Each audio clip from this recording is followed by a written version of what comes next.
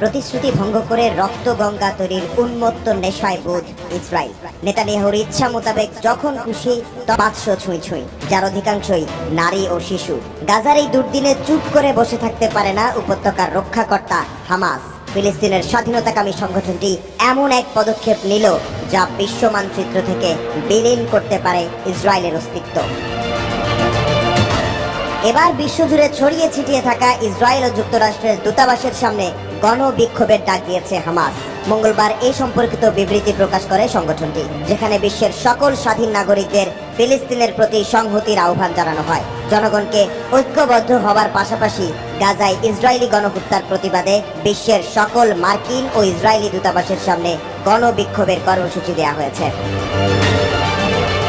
হামাসের পক্ষ থেকে গণবিক্ষোভে অংশ নেওয়ার সময় ফিলিস্তিনি পতাকা বহনের আহ্বান জানানো হয়েছে।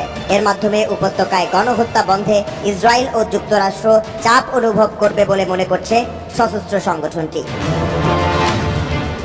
এদিকে হামাসের পাশাপাশি জ্বলে উঠেছে হুতি বিদ্রোহী গোষ্ঠী।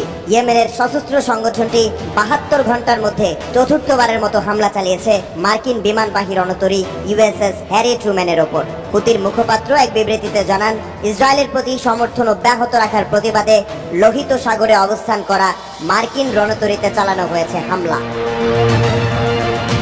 এই হামলায় হ্যারি ট্রুম্যানের পাশাপাশি ক্ষতিগ্রস্ত হয়েছে আরও বেশ কিছু জাহাজ। বিদ্রোহী গোষ্ঠীটির দাবি, ইয়েমেনে হামলার প্রস্তুতি গ্রহণকালে শত্রুপক্ষের গতিবিধি শনাক্ত করে হুতি সেনারা। এ সময় বেশ কয়েকটি ক্রুজ মিসাইল ও ড্রোন হামলা চালানো হয়েছে। এর আগে সপ্তাহের শুরুতে একটি নির্বাহী আদেশে সই করেন ডোনাল্ড ট্রাম্প।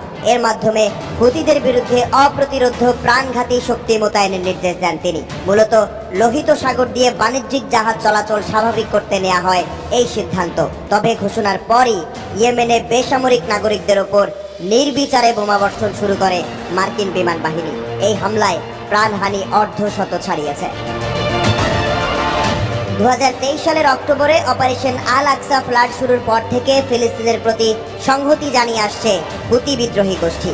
সংগঠনটির প্রধান আব্দুল মালিক আল হুতির নির্দেশে অসংখ্যবার হামলা চালানো হয় ইসরায়েলের গুরুত্বপূর্ণ স্থাপনায়। এছাড়াও ইসরায়েলের অর্থনীতি পঙ্গু করতে লোহিত সাগর দিয়ে চলাচলকারী ইসরায়েলি জাহাজ বন্দির তথ্যও পাওয়া গেছে।